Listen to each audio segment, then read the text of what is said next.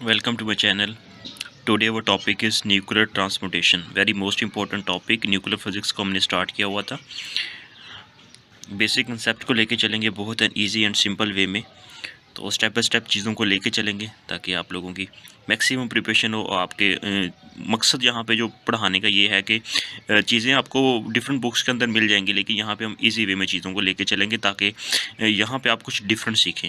Nuclear transportation तो basically radio activity जो process होता है जब भी किसी अनस्टेबल न्यूक्लाई में से अनस्टेबल और अनस्टेबल न्यूक्लाई का डिफरेंस आपको पहले भी बता चुका हूँ, तो नेक्स्ट आगे भी बताऊंगा. ठीक है. तो basically radio activity elements atoms वो होते हैं जो अनस्टेबल होते हैं, जिनमें से अल्फा बीटा गामा रेडिएशन अमिट होती है. ठीक है. तो कहते हैं कि रेडियो एक्टिविटी प्रोसेस बेसिकली एक स्पॉन्टेनियस प्रोसेस होता है. ठीक है. हम ये नहीं बता सकते कि कौन सा एटम किस वक्त रेडिएशन वगैरह अमिट करेगा या और किस टाइम करेगा. ठीक है. इस चीज़ का हम नहीं बता सकते. ठीक है. तो इस टर्म को हम बाद में लेके चलेंगे, लेकिन थोड़ा सा बेसिक पहले देख लेते हैं. ठीक है. तो इस चीज़ का हमें बताना मुश्किल है कि मतलब मुश्किल क्या कि पॉसिबल ही नहीं है कि हम कौन सा एटम और किस टाइम रेडिएशन अमिट करेगा. ठीक है. तो इसलिए स्पॉन्टेनियस डिके का मतलब ये होता है. और first of all Marie Curie जो पेरी क्यूरी, ये दोनों हस्बैंड वाइफ थे. इन्होंने क्या किया था, रेडियो एक्टिव एलिमेंट डिस्कवर किए थे. ठीक है. उनमें रेडियम पोलोनियम आ जाता है. एटॉमिक मैथ और एटॉमिक नंबर आप याद रखेंगे. ठीक है. तो ये अक्सर एमसीक्यूज आ जाता है और यहाँ फिर इसके रिलेटेड पूछा भी जाता है कि कौन से एलिमेंट डिस्कवर किए थे, और इनको नोबेल प्राइज़ भी मिला था फिजिक्स के अंदर. रेट ऑफ डिके, इसके कुछ पॉइंट्स देख लेते हैं. Rate of decay of the radio active element is independent of temperature and pressure, physical and chemical properties. ठीक है.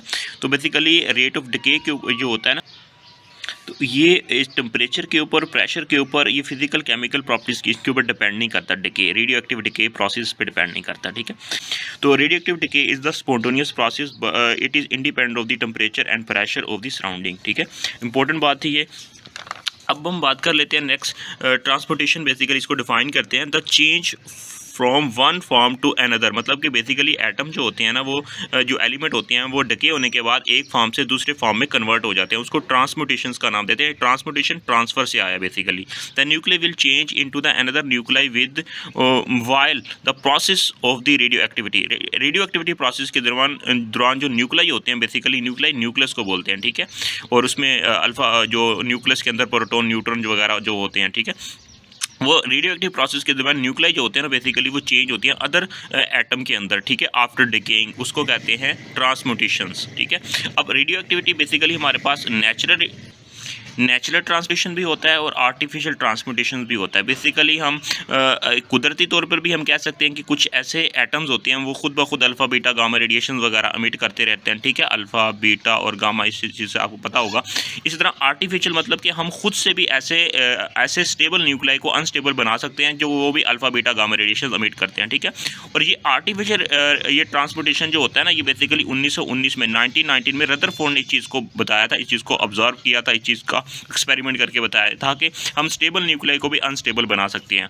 तो रदरफोर्ड ने जो इक्वेशन दी थी, बेसिकली एक्सपेरिमेंट किया था, अल्फा पार्टिकल को बम्बार्ड कर किया था नाइट्रोजन के ऊपर. नाइट्रोजन 14 अल्फा पार्टिकल 4 मैथ और 2 एटॉमिक नंबर. जब इसको बम्बार्ड किया, अल्फा पार्टिकल हीलियम न्यूक्लियाई के इक्वल होता है. तो ऑक्सीजन मिला, ऑक्सीजन का आइसोटोप मिला और एक प्रोटियम मिला. तो ये देख सकते हैं कि हमारा नाइट्रोजन हमारे पास स्टेबल है. ठीक है. तो इस तरह हम उसको स्टेबल न्यूक्लियाई से अनस्टेबल न्यूक्लियाई बना सकते हैं बाय द आर्टिफिशियल ट्रांसमुटेशंस. मतलब कि हम कह सकते हैं कि आर्टिफिशियली ट्रांसमुटेशन भी हो सकती है. ठीक है. ये देख सकते हैं कि ये आर्टिफिशियली हमने ट्रांसफ़र कर दिया. तो ये basically in the artificial transmutation we can make the stable nuclei unstable by the bombardment of the neutron, proton और द अल्फा पार्टिकल. इन पार्टिकल्स की मदद से हम क्या कर सकते हैं, बम्बार्ड करके स्टेबल न्यूक्लियाई को अनस्टेबल बना सकते हैं. ये बेसिकली आपने याद रखना है कि रदरफोर्ड ने ये बताया था और रदरफोर्ड ने 1919 में ये बात की थी. और कौन सा इक्वेशन की थी, ये आपने इक्वेशन भी याद रखनी है. फर्दर अगर हम बात करें, जब हमारे पास इनिशियली क्या होता है कि पेरेंट एलिमेंट होता है, जब वो ट्रांसपोर्टेशन उसकी होती है तो उस वक्त वो डॉटर न्यूक्लियाई में कन्वर्ट हो जाता है. ठीक है. और ओरिजिनल जो पेरेंट होता है और जो कन्वर्ट होता है उसके बाद वो डॉटर या डिके, आफ्टर डिके के बाद वो डॉटर एलिमेंट या न्यूक्लियाई बन जाता है. ठीक है. अब नेचुरल ट्रांसपोर्टेशन की अगर हम बात करें तो बेसिकली हमारे पास it is the related with the transportation of the naturally unstable nuclei. मतलब नेचुरली कुदरती तौर पर जो अनस्टेबल न्यूक्लियाई होते हैं ना, वो alpha beta gamma radiation emit करते रहते हैं. ठीक है. तो इसकी वजह क्या होती है, इस चीज़ को भी आगे देखते हैं. It is because of the high nuclei high nucleus number, मतलब जिनका न्यूक्लियस नंबर ज़्यादा होता है, मतलब उनके अंदर न्यूट्रॉन की तादाद ज़्यादा होती है, so bonding energy per nucleon decrease होती है। क्योंकि जब हमें पता है कि न्यूक्लियस बेसिकली इस तरह बनता है, ठीक है, ये न्यूक्लियस है, सपोज कर ले बड़ा करके बना रहा हूँ, इसके अंदर प्रोटॉन भी है और इसके अंदर न्यूट्रॉन भी है। जब न्यूट्रॉन की तादाद बढ़ती है ना, तो उस वक्त क्या होता है कि ये आपस में प्रोटॉन प्रोटॉन और प्रोटॉन प्रोटॉन, इसी तरह प्रोटॉन न्यूट्रॉन, इनके दरमियान फोर्सेज होती हैं बेसिकली। जब ये न्यूक्लियस के अंदर proton neutron neutron neutron proton proton proton neutron के दरमियान जो फोर्स ऑफ अट्रैक्शन कह सके, स्ट्रॉन्ग न्यूक्लियर फोर्सेज जो होती है ना बेसिकली, वो होल्ड नहीं कर पाती। जब होल्ड नहीं कर पाती तो कोलम फोर्स जो होती है ना वो डोमिनेट नहीं करती, ठीक है। जब कोलम फोर्स डोमिनेट नहीं कर देगी तो ये न्यूक्लियस जो होगा ना वो डिसइंटीग्रेट होगा। जब डिसइंटीग्रेट होगा तो उसमें से alpha beta gamma radiation emit होती हैं, ठीक है। तो इसलिए हम कहते हैं कि इनकी जो आपस में जो बॉन्ड बनाया होता है ना, प्रोटॉन न्यूट्रॉन न्यूट्रॉन प्रोटॉन, ये इनकी बॉन्डिंग एनर्जी जो होती है ना बेसिकली वो डिक्रीज होती है जब उनका न्यूक्लियर नंबर जो होता है ना वो इंक्रीज होता है, ठीक है, इस वजह से। तो इक्विलिब्रियम स्टेज के ऊपर बेसिकली क्या होता है कि स्ट्रॉन्ग न्यूक्लियर फोर्सेज जो होती हैं ना वो रिपल्सिव फोर्सेज के बराबर होती हैं। मतलब ये प्रोटॉन प्रोटॉन के दरमियान जो फोर्सेज लग रही होती हैं, ठीक है, वो बेसिकली जो उनके दरमियान रिपल्सिव फोर्सेज होती हैं और जो स्ट्रॉन्ग न्यूक्लियर फोर्सेज होती हैं वो बेसिकली आपस में स्टेबल होती हैं। मतलब जितनी वो अट्रैक्टिव की लग रही होती हैं उतनी अट्रैक्शन की लग रही होती हैं, तो उस वक्त हम कहते हैं कि हमारा न्यूक्लियर जो है ना वो स्टेबल है, ठीक है, स्टेबल न्यूक्लियर होगा। लेकिन हम कहते हैं कि अगर जब रिपल्सिव फोर्सेज ज़्यादा हो जाएंगी, ठीक है, तो उस वक्त कोलम फोर्स डोमिनेट नहीं करेगी, स्ट्रॉन्ग न्यूक्लियर फोर्सेज उसके बराबर नहीं होगी, जिसकी वजह से हमारा जो एटम होगा ना वो बेसिकली हमारा न्यूक्लियर जो होगा वो अनस्टेबल हो जाएगा, उसमें से alpha beta gamma radiation emit होने लग जाएंगी। तो ये बेसिकली कंसेप्ट है। इस वजह से हम कहेंगे कि हमारे पास जो न्यूक्लियर फोर्सेज होती हैं ना वो बेसिकली हम कहते हैं कि न्यूट्रॉन के बढ़ने की वजह से बेसिकली वहाँ पे वो डोमिनेट नहीं कर पाती, स्ट्रॉन्ग न्यूक्लियर फोर्सेज मतलब कम हो जाती हैं और रिपल्सिव फोर्सेज बढ़ जाती हैं। फर्दर अगर हम बात करें तो अब इसको भी समझ सकते हैं कि बेसिकली जब न्यूट्रॉन की तादाद बढ़ जाएगी तो इनके दरमियान फासला बढ़ जाएगा। जब फासला बढ़ जाएगा तो कॉलम फोर्स डोमिनेट नहीं करेगी, ठीक है। कॉलम फोर्स बेसिकली चार्जेस के दरमियान होती है, ठीक है, इनको स्ट्रॉन्ग न्यूक्लियर फोर्सेज का नाम भी देते हैं। यहाँ पे हम बात करें तो फिर वो वीक न्यूक्लियर फोर्सेस आ जाती हैं, इस वजह से फिर ये डिसइंटीग्रेशन होती है। ये बड़ा क्वेश्चन आता है इंटरव्यू के अंदर भी, आपने ये चीज़ें अच्छे से समझ के पढ़नी है। ये मैं थोड़ा कोशिश है कि चीज़ों को एक्सप्लेन करूँ तो आपको छोटी छोटी चीज़ें बताऊँ, क्योंकि ये डिफरेंट बुक्स में आपको नहीं मिलेंगी ये चीज़ें, तो कोशिश है कि अपने नोट्स आपके साथ शेयर करूँ। फर्दर बात कर लेते हैं कि नेचुरल ट्रांसपोर्टेशन को फर्दर लेके चलते हैं। जब ये चीज़ें alpha beta gamma radiation emit होती हैं तो इनकी प्रॉपर्टीज़ क्या हैं, ठीक है, ये किस तरह इनके अंदर चेंज आता है न्यूक्लियर के अंदर। तो यहाँ पे देख सकते हैं अल्फा डिके जब होगा तो अल्फा जब निकलेगा, डिके का मतलब निकलना, जब अल्फा डिके होगा किसी अनस्टेबल न्यूक्लियर में से तो अल्फा डिके जो बेसिकली अल्फा के ऊपर पॉजिटिव चार्ज आता है और वो हीलियम न्यूक्लियर के इक्वल होते हैं और चार्ज नंबर 2 होता है और मैथ 4 होता है। तो ये देख सकते हैं हमारे पास ये पेरेंट न्यूक्लियर है और ये डॉटर में कन्वर्ट होगा। जब पेरेंट से डॉटर में कन्वर्ट होगा तो इसका एटॉमिक नंबर 2 डिक्रीज होगा और मैथ नंबर के अंदर 4 डिक्रीज होगा। और जब ये 2 और 4 डिक्रीज होगा ये हमारे पास हीलियम न्यूक्लियर होता है, ये अल्फा पार्टिकल हमारे पास होता है बेसिकली, ठीक है। तो हम कहेंगे ये पेरेंट से डॉटर में कन्वर्ट हो गया after decaying the alpha particle. तो फर्दर अगर हम बात करें, ये तो जनरल एग्जांपल थी, ठीक है। अब हम रेडियम डिके होगा रेडोन में तो बेसिकली इसका कन्वर्ट हो जाएगा पेरेंट डॉटर और अल्फा पार्टिकल डिके होगा। इस तरह यूरेनियम 230 या 92 एटॉमिक, ये बेसिक वेरी इंपॉर्टेंट है, ये हमारे पास फिशन रिएक्शन में यूज़ करते हैं हम इसको। ये थोरियम बनता है और उसके बाद अल्फा पार्टिकल हमारे पास ये बन गया, ठीक है। तो ये बेसिकली पेरेंट से डॉटर में कन्वर्ट हो जाएगा, अल्फा पार्टिकल इमिट हो जाएगा, ठीक है। ये बेसिकली अल्फा पार्टिकल ही है, ये भी बेसिकली अल्फा पार्टिकल ही है, ठीक है। तो अब इनको प्रोटॉन नंबर एंड जो न्यूट्रॉन रेशियो जो होती है ना हमेशा 1:1 होती है अल्फा डिके के दरमियान, ये आपने बात याद रखनी है, ठीक है। और मैथ नंबर कितना डिक्रीज होता है, एटॉमिक नंबर कितना डिक्रीज होता है, ये भी आपने बात याद रखनी है। तो फर्दर बात कर लेते हैं।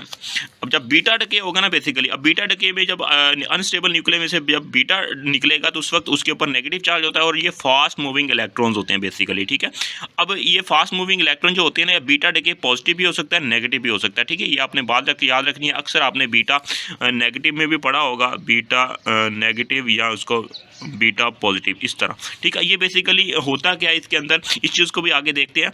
तो ये बात आप देख सकते हैं यहाँ पे हमारे पास एक जनरल इक्वेशन है, एक्स हमारे पास रीजनल अनस्टेबल न्यूक्लियर, या अब ये डिके होगा तो एटॉमिक मैथ के अंदर चेंज नहीं आएगा, जो प्रोटॉन नंबर होगा ना वो एक कम हो जाएगा। जब एक कम हो जाएगा बीटा डिके हो जाएगा। अब इसका जनरल, ये तो जनरल एग्जांपल थी, ठीक है। अब यहाँ पे फर्दर देख सकते हैं यहाँ पे कम हो रहा है, अब यहाँ पे देख सकते हैं यहाँ पे बढ़ रहा है। जब बढ़ रहेगा, जब एटॉमिक नंबर बढ़ेगा तो उस वक्त नेगेटिव में हमारे पास डिक्रीज होगा, मतलब बीटा डिके होगा। जब यहाँ पे कम होगा तो उस वक्त यहाँ पे पॉजिटिव में बीटा डिके होगा। ये आपको मैंने यहाँ पे बताया, नेगेटिव और पॉजिटिव बीटा डिके, ये यहाँ पॉजिटिव में आएगा या नेगेटिव में आएगा, ये बेसिकली एटॉमिक नंबर या कम होगा या ज़्यादा होगा। ज़्यादा होगा +1 होगा तो यहाँ पे आप देख सकते हैं नेगेटिव में आएगा, नेगेटिव होगा यहाँ पे पॉजिटिव में आएगा। ये आपने उलट समझ के याद रख लेना है, ठीक है।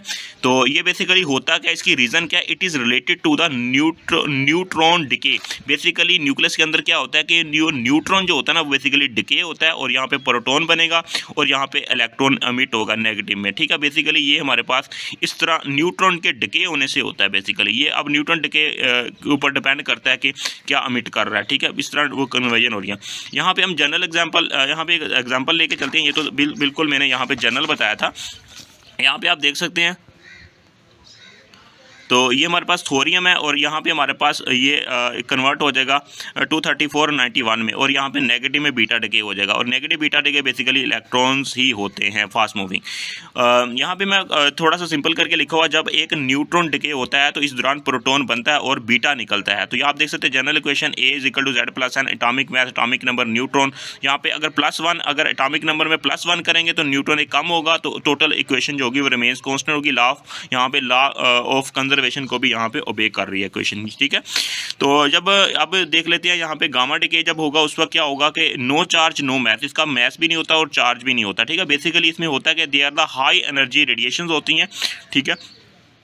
यहाँ पे देख सकते हैं ये एक्साइटेड न्यूक्लियस है, ठीक है। यहाँ पे स्टार बनाया मैंने, ठीक है। और इसके प्रोटॉन नंबर और एटॉमिक मास के ऊपर कोई चेंज नहीं आता, ठीक है। स्टेबल न्यूक्लियाई में कन्वर्ट होगा पेरेंट से डॉटर में, तो इसके ऊपर मास और चार्ज में कोई फर्क नहीं आएगा। गामा रेडिएशन एमिट होंगी और ये स्टेबल न्यूक्लियस बन गया, ठीक है। तो अल्फा बीटा यहाँ पे देख सकते हैं कि साथ गामा रेडिएशन भी निकल सकते हैं बैक अ टाइम। तो ये कुछ इंपॉर्टेंट यहाँ पे की पॉइंट्स लिखे हुए हैं, इसको भी आप रीड आउट कर लीजिएगा। यहाँ पे एक और बात बताता चलूँ कि जब अल्फा पार्टिकल जो अल्फा बीटा गामा पार्टिकल्स हमने पढ़े, अल्फा पार्टिकल की आयनाइजेशन पावर ज़्यादा होती है, बहुत ज़्यादा होती है, ठीक है। आपने बात याद रखनी है, अल्फा बीटा की आयनाइजेशन पावर बहुत ज़्यादा होती है और इसकी जो पेनिट्रेशन पावर जो होती है ना वो कम होती है। और बीटा पार्टिकल जो होता है ना, इसकी आयनाइजेशन पावर अल्फा पार्टिकल की निस्बत कम होती है और इसकी पेनिट्रेशन पावर जो होती है ना वो ज़्यादा होती है इसके मुकाबले में, अल्फा के मुकाबले में। और जो गामा पार्टिकल है ये बेसिकली अक्सर इसका पूछा जाता है, इसकी आयनाइजेशन पावर बहुत कम होती है अल्फा बीटा की निस्बत, और इसकी जो पेनिट्रेशन पावर होती है जो अल्फा बीटा की निस्बत बहुत ज़्यादा होती है, ठीक है। ये कुछ की पॉइंट्स इंपॉर्टेंट बातें थी, ठीक है। हमने यहाँ पे सिंपल देखा है न्यूक्लियर ट्रांसपोर्टेशन क्या होता है, जब alpha particle, beta particle, gamma particles किसी अनस्टेबल न्यूक्लियाई से जब एमिट होते हैं तो वो किसी दूसरे न्यूक्लियाई में कन्वर्ट हो जाते हैं, मतलब वो डाटर न्यूक्लियाई में कन्वर्ट हो जाते हैं। उसको न्यूक्लियर ट्रांसपोर्टेशन का नाम देते हैं इस प्रोसेस को। ये एक स्पॉन्टेनियस प्रोसेस होता है, ठीक है। ये हमने देखा और उसके बाद फिर हमने यहाँ पे देखा कि ये हम इसकी प्रिडिक्शन नहीं कर सकते कि कौन सा एटम किस टाइम एमिट होगा, ठीक है। उसके बाद फिर मैरी क्यूरी और पेरी क्यूरी ने दो हमें बताए रेडियो एक्टिव एलिमेंट्स न्यूक्लियाई बताए, और उसके बाद फिर टेम्परेचर के ऊपर, प्रेशर के ऊपर और उसके ऊपर इफेक्ट नहीं होता। और इसके बाद फिर हमने इनको डिफाइन किया और उसके बाद देखा कि आर्टिफिशियल ट्रांसपोर्टेशन क्या होता है। फिर हमने यहाँ पे देखा नेचुरल ट्रांसपोर्टेशन क्या होता है। फिर उनको फिर alpha beta and gamma radiations की फिर प्रॉपर्टीज़ को यहाँ पे हमने ब्रीफली डिस्कस किया, और ये बहुत इंपॉर्टेंट टॉपिक था। तो चैनल पर नहीं तो चैनल को सब्सक्राइब कर लें, बेल आइकन को प्रेस कर लें, ताकि इस तरह के इंपॉर्टेंट कीमती नोट्स आपको बर वक्त मिल सकें। इंशाल्लाह नेक्स्ट हम लेके चलेंगे हाफ लाइफ के टॉपिक को। All the best, take care.